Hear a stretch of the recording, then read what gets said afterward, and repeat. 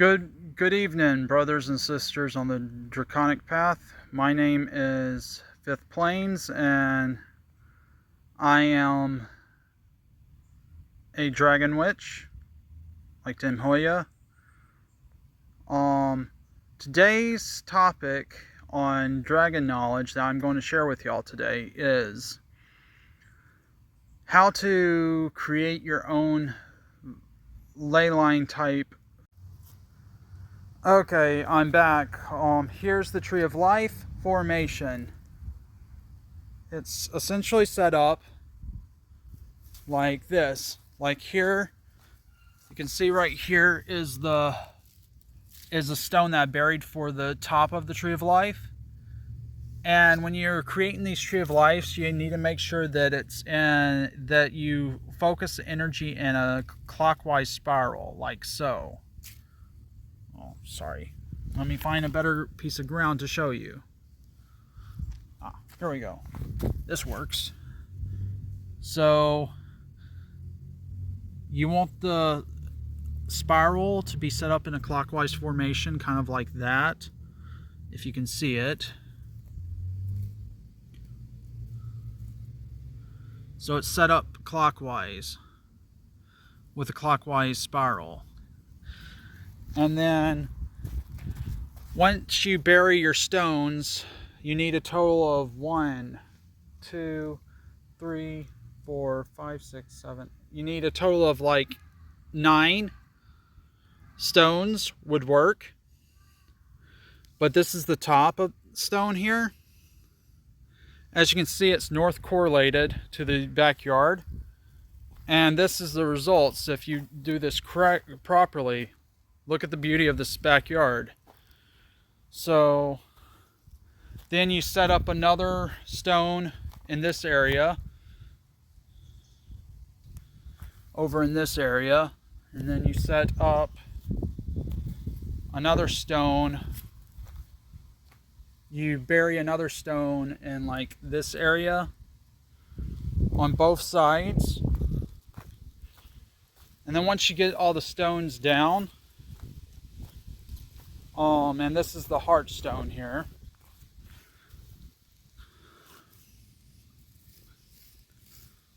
And this is the heart stone here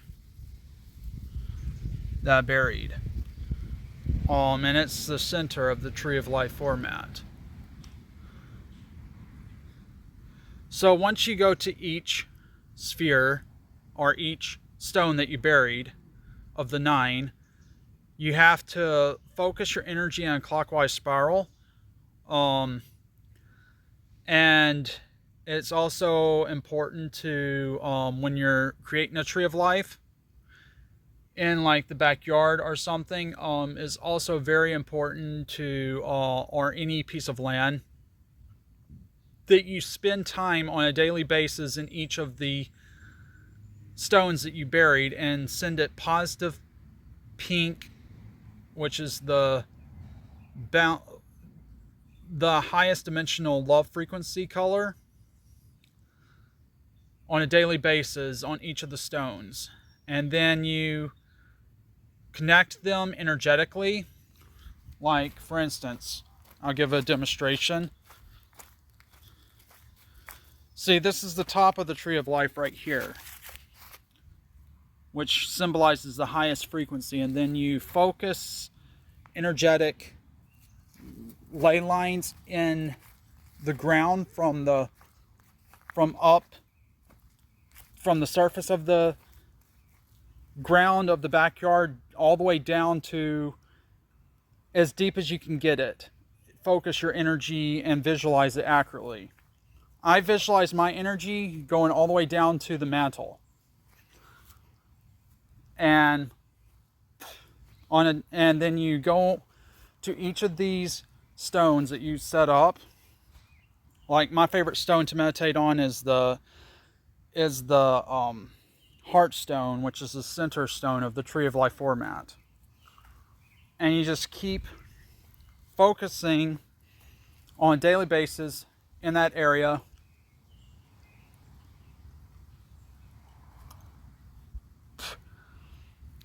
And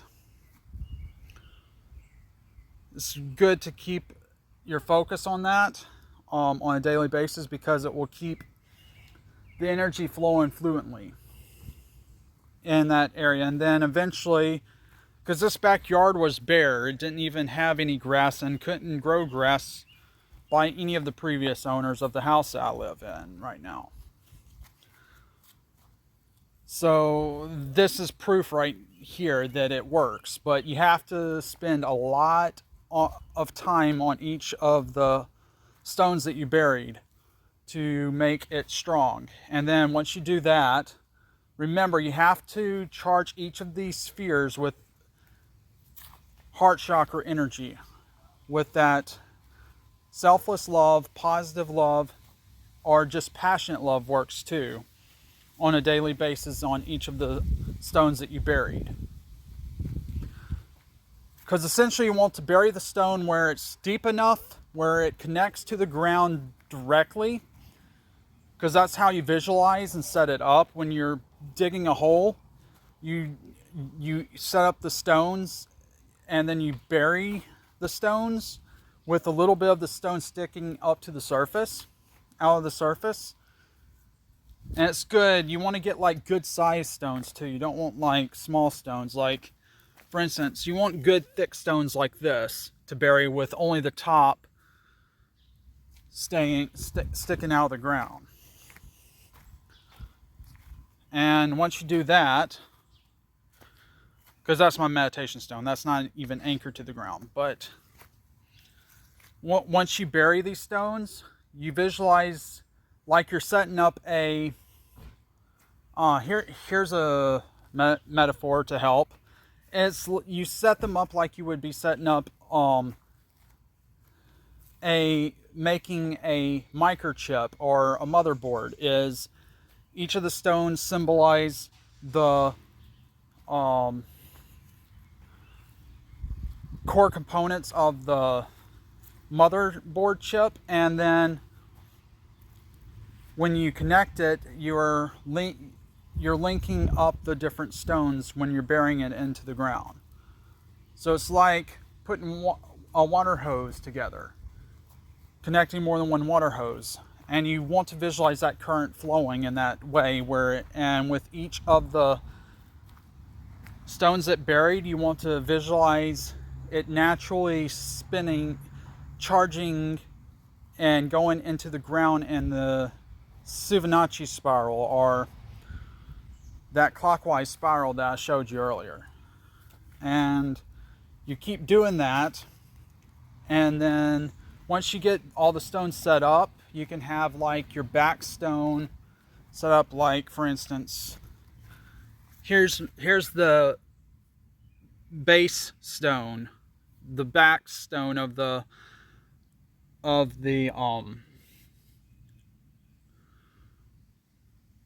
Tree of Life. And this one's not part of the main Tree of Life. This is kind of separated because the Tree of Life stone is actually in there, in the ground, underneath the star here that I placed. And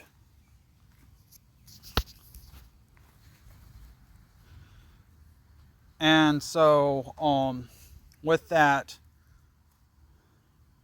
there,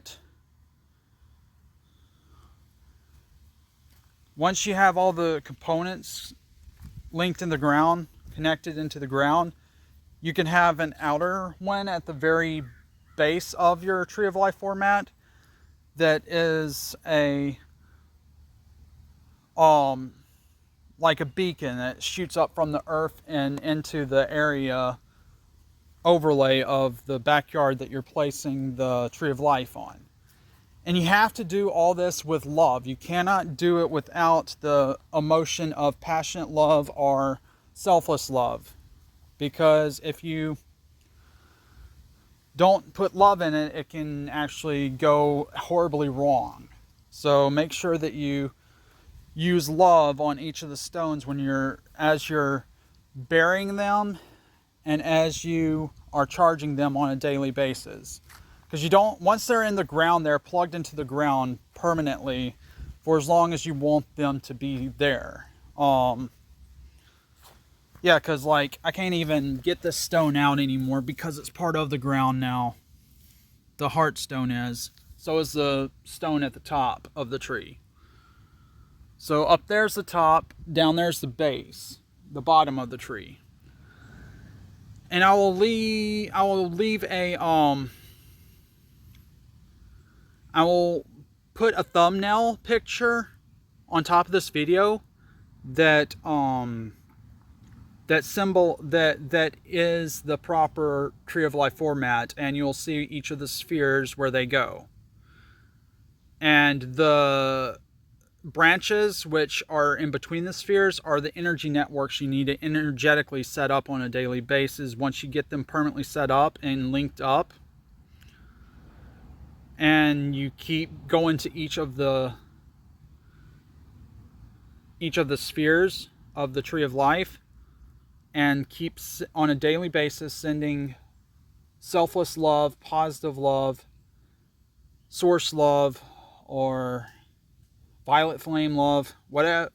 It has to be the energy of love. And once you do that over time, you can literally get your whole backyard's Merkaba fully set up, because the Tree of Life format, if you do it properly, will create a life-size Merkaba over the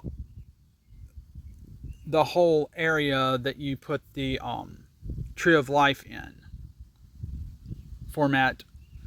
If you set it up properly with source love, or violet flame love, or selfless love, or passionate love, like just the emotion of pure love, well, you can probably see from the aura of this picture here, it radiates pink, because that is the aura energy of what, if you set it up properly, it should, if you can see auras, it should give off a very pink aura, because that means that it is extremely healthy, the energy in the backyard. And you can feel it too if you are very energy sensitive. And so I wanted to share that with y'all. And thank y'all. And please like and subscribe. And please let me know in the comments if y'all want me to continue on sharing my ancient dragon wisdom with y'all. My ancient dragon knowledge. Please let me know in the comments. And then with liking and subscribing to my channel, because it helps the algorithm. It helps me out, and it just helps my channel out. I would appreciate that. Thank you. And dragon blessings.